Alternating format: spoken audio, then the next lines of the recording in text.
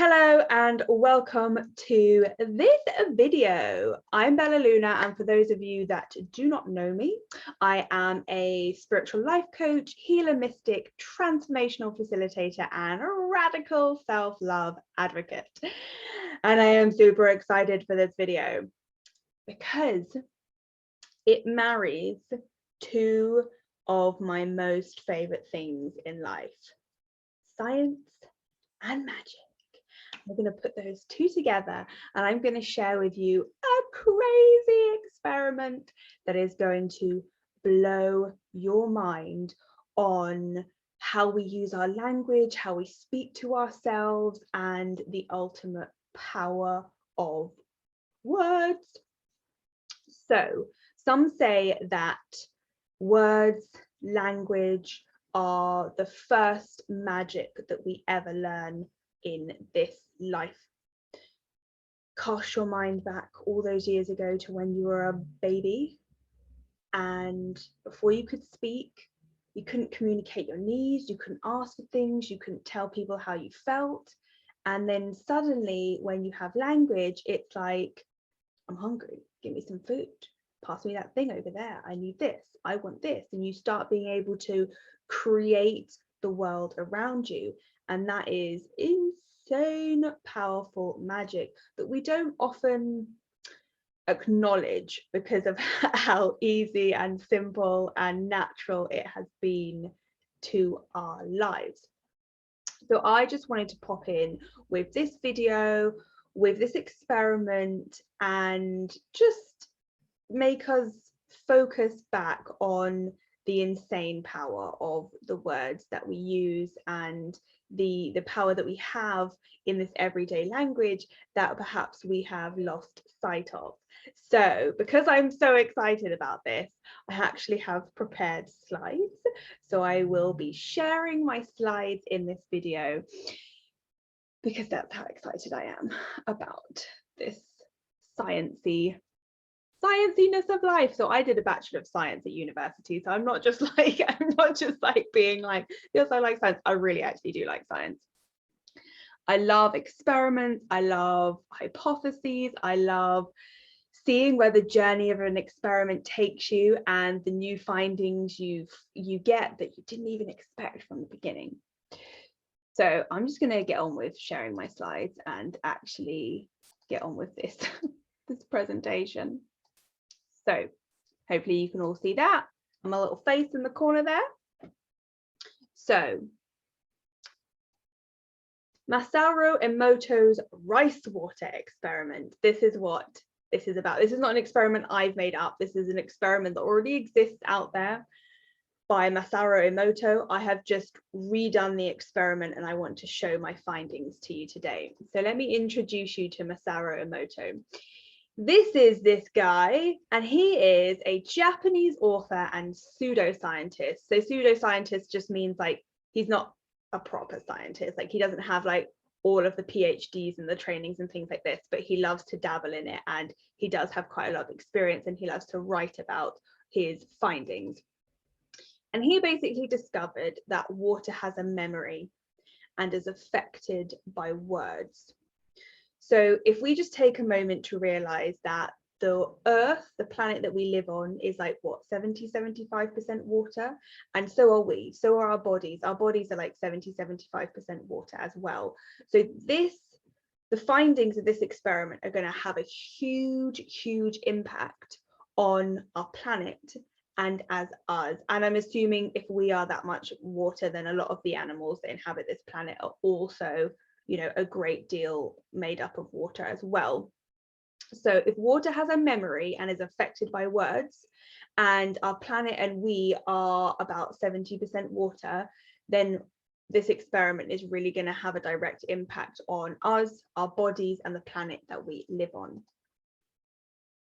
So I've called it casting a spell on water because I really believe that that's what this is. This is about using our language and our words and our thoughts to cast a spell on the water that we drink, the water around us, the water in our lives, in our bodies. So the first hypothesis that Masaru Emoto came up with was that water can react to positive and negative thoughts and words. So these are some images of snowflakes, of particles that have frozen from water that have been spoken positive words to. So the first one has been spoken compassionate words to, the second one has been spoken thanks to, and the third one has been spoken some sort of wisdom to. Then we have these three images that have been spoken to by languages like "you fool, I will kill you," and also heavy metal music, which I find funny because personally I have a little soft spot for heavy metal music. Like, I love a good rage out, and I find that quite cathartic. So that kind of worries me that it might be affecting my body in a negative way, but I don't listen to it all the time. My sort of goth metal days are a little behind me, but I don't necessarily think that it's going to have that bad of an effect on me if I'm doing it for like a more of a release and in an aware way. So maybe don't worry too much about the heavy metal music, but also if that's all you listen to, maybe consider listening to some jazz or something a bit more calming sometimes. And then his second hypothesis was that polluted water can be cleaned through the process of prayer and positive visualization. So this is an image of polluted water before the Buddhist prayer. And then this is a picture of the water after Buddhist prayer. And you can see it's gone from like slimy, sludgy, not really much like texture or substance to it, to this beautiful snowflake-like appearance. So this is all very theoretical to you at the moment. You're just seeing images on the screen. I could have pulled these images from anywhere. This guy could have pulled these images from anywhere. Is this really enough proof to blow your mind? Perhaps not yet, but we're getting to the mind-blowing stuff, so just bear with me. So the rice water experiment. So the equipment you need for the rice water experiment is 3 jars of labeled rice and water. Now, with every good experiment, you have a constant and a variable, and that's what helps you actually tell if anything's changed or anything's happened. So the constants, the things that you need to keep the same, is you need to make sure that all 3 jars are exactly the same type of jar. We can't have like a big jar, a medium jar, and a little jar, or a fat jar and a skinny jar. Like, those need to be constant. We need to make sure that the jars were cleaned exactly the same. So same cleaning stuff, same drying stuff. If they were all dried with a towel, if one was dried with a towel, dry them all with a towel. If one was air dried, air dry them all. Make sure that they have this exact same amount of rice in them. So either make sure they're all at the same level, or measure them out in cups or grams, weighing scales, whatever. And also the same amount of water is kept in them. So again, measure it out somehow. And also that they're kept in the same conditions, but not too close together. So you want to make sure that they're all the similar temperature, similar amount of light, similar, air conditions, but also that they're not too close together so that the jars aren't like affecting each other. So those are the constants. The variables are that one jar needs to be labeled with the word love, and you need to send and speak positive words to it. So like, just tell your jar you love it. I love you, jar. You are an amazing jar. How incredible are you that you're here? Like, you are so fantastic. Speak words of a positive affirmation to it. Jar 2, you're going to completely ignore. And with my jar 2, like, I tried not to even look at it. I didn't touch it. I didn't pick it up. When I told people about it and I showed them the jars, I only ever showed them love and hate, because I did not want to touch my ignore jar. And then jar 3, you label with hate, and you speak and send negative words to it. And at first I was like, oh, I don't really want to like bring out these negative words in me. But then I was soon followed by the excitement of having a direction, like a constructive direction for like my frustration and my anger. So whenever I was annoyed, I'd pick my jar up and be like, you piece of shit. Like I basically shout, I'm like, I hate you. And just like get all my anger and frustration out on this jar, knowing that it was, you know, for a good cause in my experiment. So then hypothesis 1, based on Masaru Emoto's findings, my hypothesis was that number 1, the jar number 1 would remain the cleanest for the longest, and that my jar number 3, the hate jar, would become the dirtiest. I really had no idea what would happen to the ignore jar, and that was the kind of exciting part of it. I was like, is the ignore jar going to be as dirty as the hate jar? Maybe it would be dirtier because no one likes being ignored. Or, you know, at least when someone's like sending you hate, they're paying you attention maybe. Or what if the ignore jar just stayed, maybe it was in between the love and the hate jar? I really had no idea. So I was very excited to see what happened to the ignore jar. Are you ready for my findings? Are you ready? So I'm going to show you a picture of what they looked like. So at the time of filming this video, we are 3rd week of August, and I started the experiment end of April. So May, June, July, August. So we're talking 4 months this experiment has been going on for me.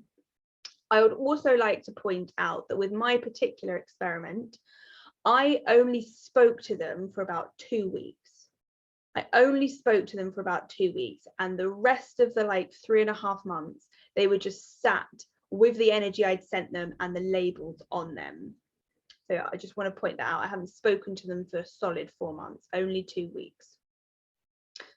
And they were kept sort of in this little cabinet next to me here on these shelves. They were kept on these shelves, one at each end and one in the middle. So that's how I kept mine. And this is the result. This is the result. This is a picture I took about a month or so ago. So they have actually progressed since then. But as you can see from this image, my love jar, as predicted, is the cleanest. My hate jar, as predicted, is by far the dirtiest.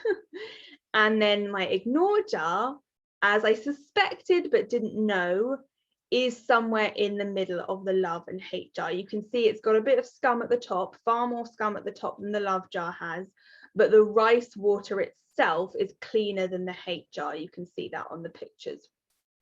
Now, I do want to point out, though, that the ignore jar didn't follow this pattern the whole time. So at the beginning, what happened to the ignore jar was fascinating. I found the ignore jar the most interesting of them all.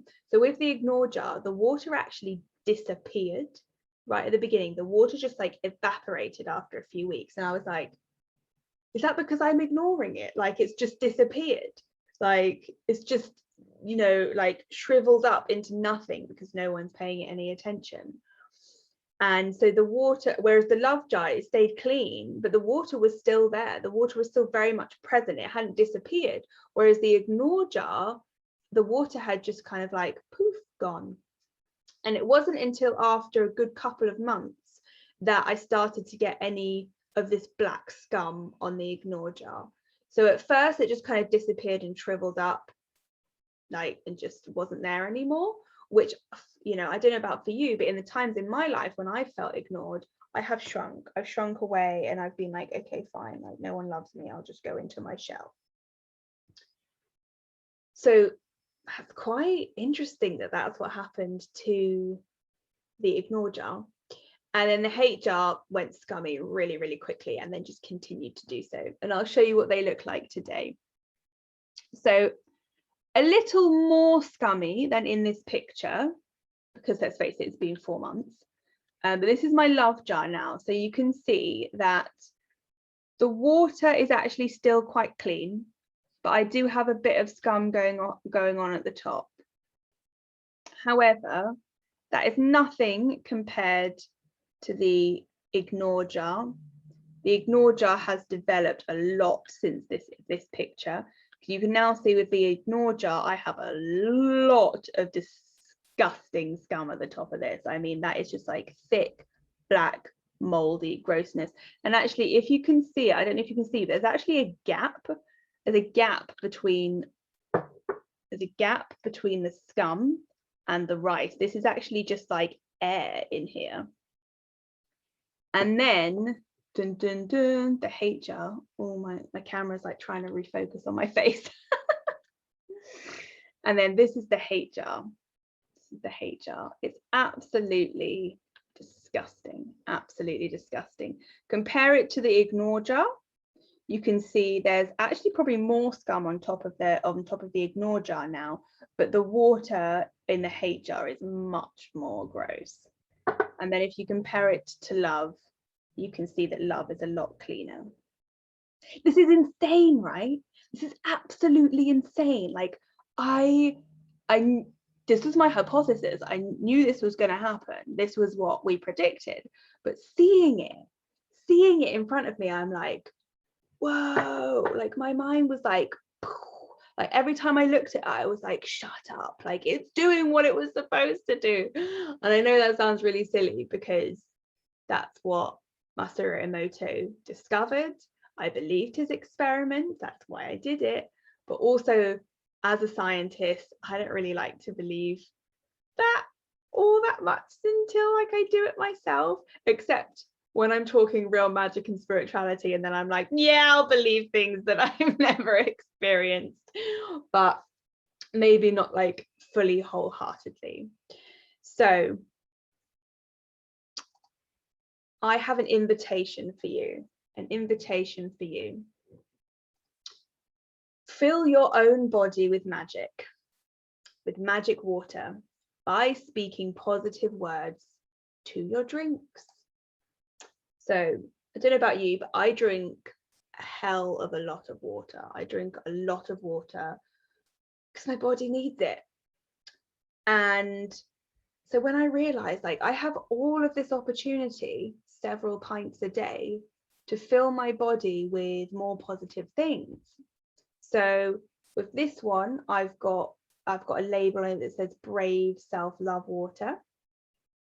And I regularly want to fill myself with courage, bravery, and love and self-love.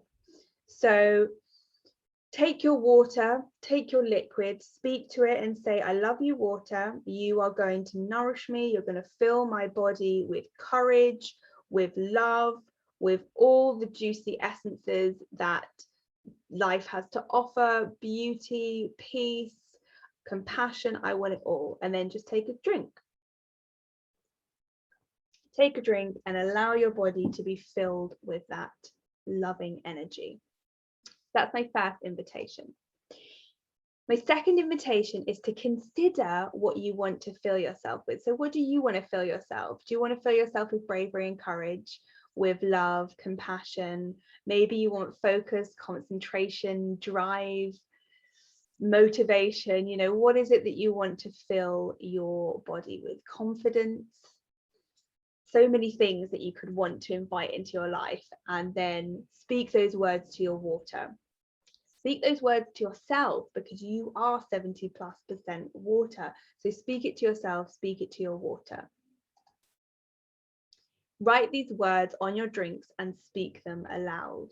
Speak them aloud. So do what I'm doing. Write these words on a label, stick it to your drink, to your glass, to your bottle, to your mug, whatever you use, and allow the energies. So like I told you with my experiment, I only spoke to my jars for 2 weeks out of 4 months.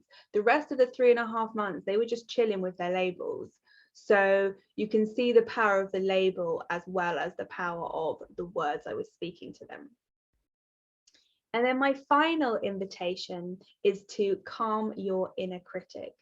So if, like me, in your life, you have suffered a lot with negative thoughts, with limiting beliefs, you know, your constant inner critic telling you you aren't good enough, you're not worthy, you don't deserve great things, you'll never have it all, you'll never manifest your dreams, you're worthless, you're a piece of shit. If you have suffered or still suffer from these negative thoughts, from this inner critic just like keeping you small, keeping you down, stopping you from fulfilling your potential, then I have just the course for you. So I have designed a course using my 4-step formula to calming your inner critic. It's available on my Cosmic Academy. I will drop the link below this video wherever you're watching it, and you can access that course. It's a really simple, really quick, easy formula to use. I think the videos in total take up maybe about 2.5 hours of your life, and they're broken down into very easy, simple, manageable chunks so that you can then take the formula and apply it to your life to overcome your negative thoughts, overcome your limiting beliefs, squash them once and for all, calm that inner critic, so that you actually are, you're reclaiming some of that precious real estate inside your own mind, inside your own language. Because imagine, you're telling yourself all of these things like, oh, I hate you, you're worthless, you're not enough. This is what you're filling your body with, right? This jar of scum, this is what you are filling your body with by talking to yourself and telling yourself that you are not worthy and that you hate yourself. That's what you're doing to your internal. So look at my course, see if it's for you, and see if you want, to turn your insides more into this, clean, pure, loving energy from the love jar. So I'm going to stop sharing my slides with you. So I'll drop the link below to my Calm Your Inner Critic course. It's a self-led program that you can do yourself anytime. You can, if you have any questions about it, please feel free to comment below the video, DM me, email me, check out the program, check out my website, see if it's something that you're interested in. But if you're not and you just want to do it yourself, maybe have a go at the experiment yourself and have a go at labeling your water and speaking more kind words to yourself so that the water inside your body is ending up more like this and less and less like this. All right, so thank you for tuning in for this video. I hope you have enjoyed learning about the power of words just as much as I've enjoyed delivering this video and sharing with you my experiment. So much love and infinite blessings from me, and I will see you soon. Bye now.